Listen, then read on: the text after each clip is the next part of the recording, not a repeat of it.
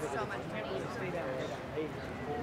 Yeah, seriously. Okay. That's what we'll use for B-roll is Dr. Evil. Okay. 47. While Bezos might have Jack Ma beat on several levels, Jack Ma still has a net worth. Hey, it's #1 best-selling author and motivational speaker Erik Qualman, but most of you know me as Equalman. On today's 7 Super Tips, we have Alibaba's own CEO and founder, Jack Ma.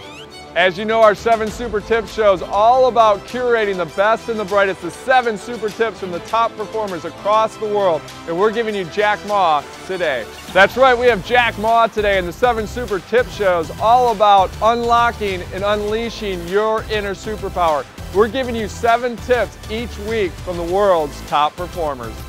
While Bezos might have Jack Ma beat on several layers, one thing is for certain, Jack Ma has a net worth of $41 billion. $1 million. Without further ado, here's Super Tip #1 from Jack Ma. Well, trust is the most important thing, as we discussed this a few minutes ago.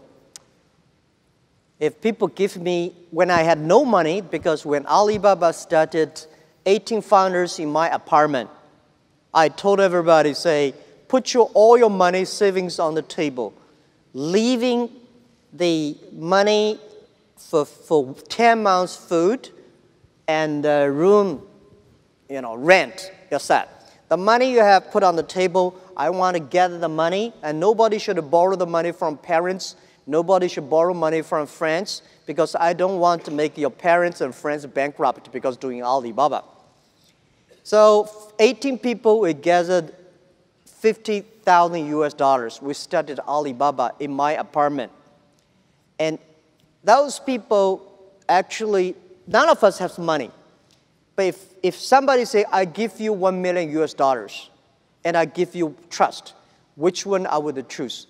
I choose those people who give me the trust, because it's the trust that make us be united.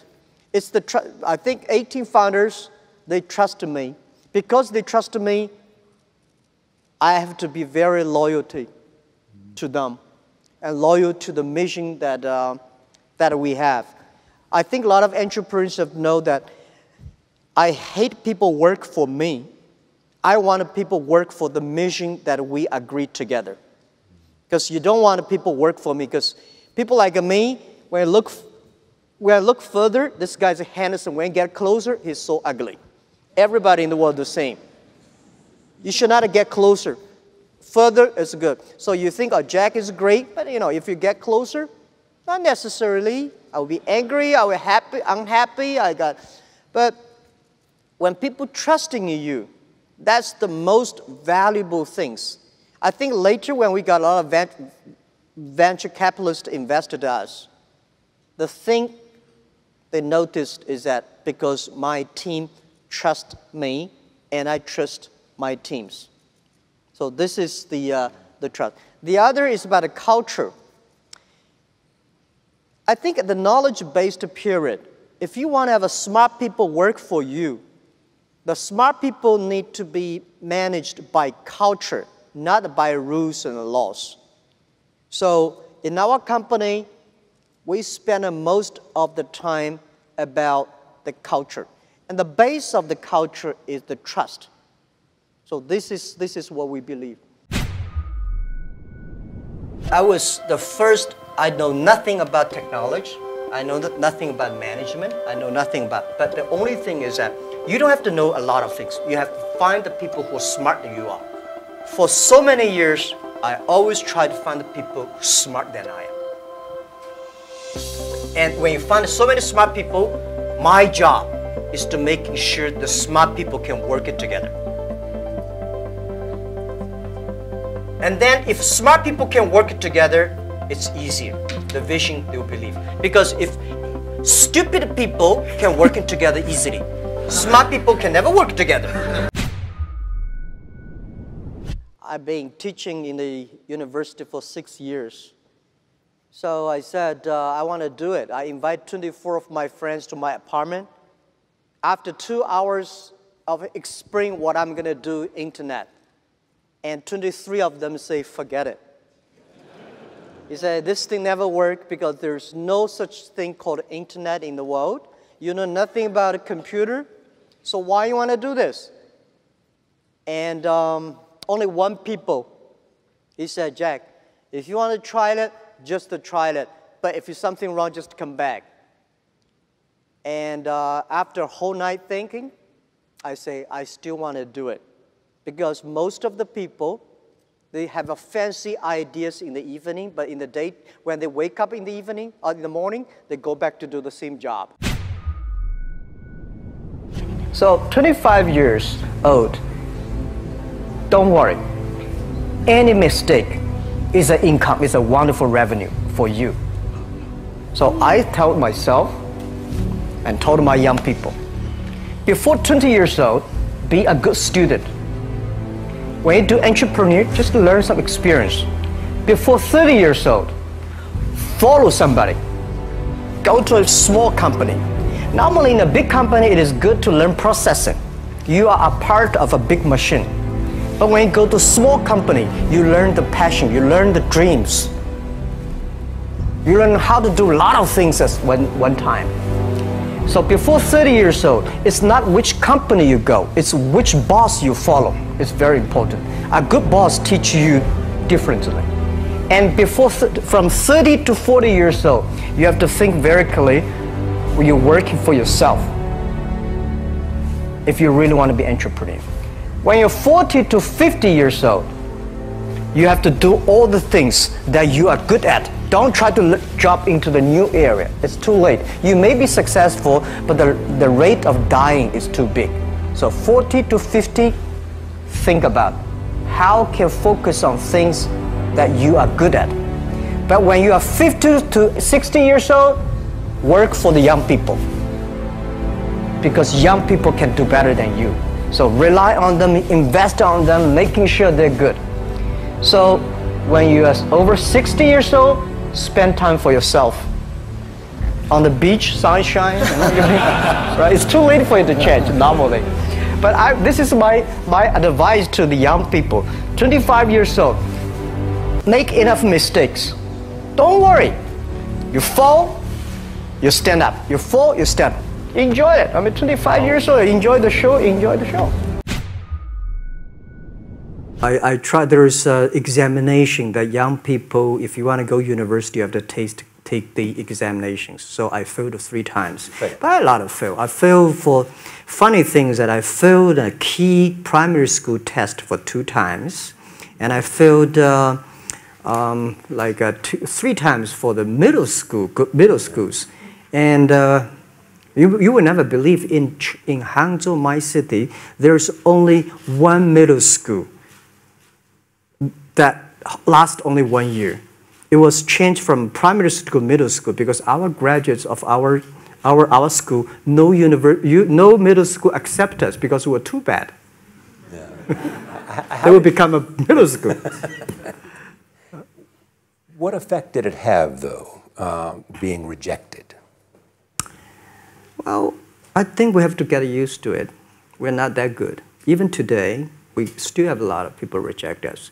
I think when I graduated from universities, and before for 3 years I tried to fill in the universities. So I applied jobs for 30 times, got rejected. I went for a police, they said, no, you're not good. I went to even the KFC. When KFC came to China, come to my city, 24 people went for the job. 23 people were accepted. I was the only one guy. And we went for police. 5 people, 4 of them accepted. I was the only guy that did not receive it. So to me, being turned down, rejected. Oh, by the way, I told you that I applied for Harvard for 10 times, rejected. I know I'll be rejected. I just want to say that. Yeah, sorry now. Before my 30 years old, I'm a failure.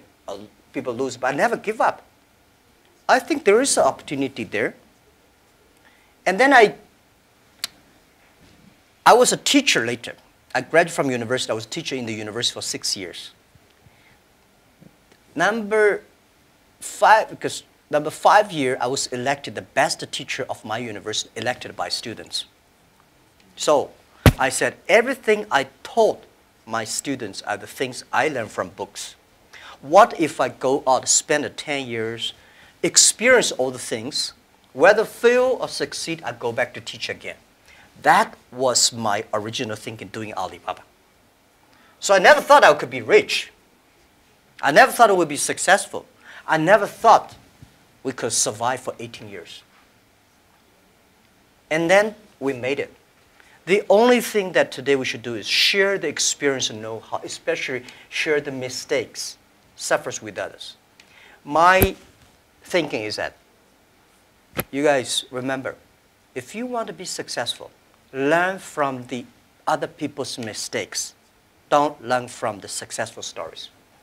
Successful stories they make, don't listen to that. There are a lot of reasons behind it. Just like, I remember the first time Harvard Business School came to us, say, Jack, we want to write a case study for you. That's years 2001 or 2000. They came, they spent 1 week, and they write a report, and I read, no, I said, this is not me. And they said, this is you. I said, no, this is not us. He said, this is you. So they make up his sign, and the case study go up, and they start to teach in a lot of universities. The next 5 years, they invited me to go to the case study, and they always find a competitor of my company. And after every case study, Alibaba will die, that company will succeed. All the students agree. And actually, every 5 years, all the competitors die, we still survive. So how can you study this kind of a successful story? Learn from the mistakes, the other people. No matter how smart you are, you will encounter these mistakes. You learn from mistakes not because you will be able to avoid mistakes. You will able to, when these mistakes come, this suffer comes, you know how to deal with it, how to face it.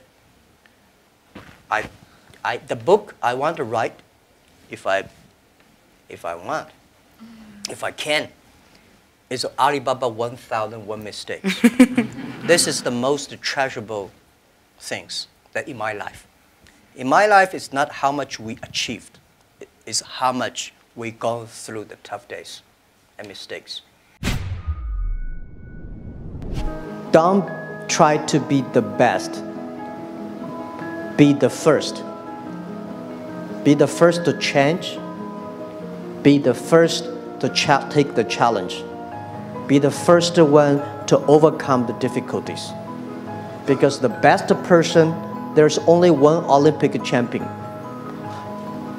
I don't think I'm lucky enough to be that. But I can always try the new things and don't give up if I believe it, because you are so unique. Everybody is unique. Be yourself is always the key. Thank you for joining us for today's 7 Super Tips. I'm your host, Erik Qualman. Today we covered off Jack Ma's 7 Super Tips. I hope they help unlock and unleash your inner superpower. We'll be bringing you these 7 super tips each week, so please hit the comments below on who you'd like to see next, and also subscribe to make sure that's landing in your inbox. And remember, until next time, this is Equalman reminding all of us, it's not what we take from the world, it's what we leave behind. Da-na-na, da-na-na. $41 billion.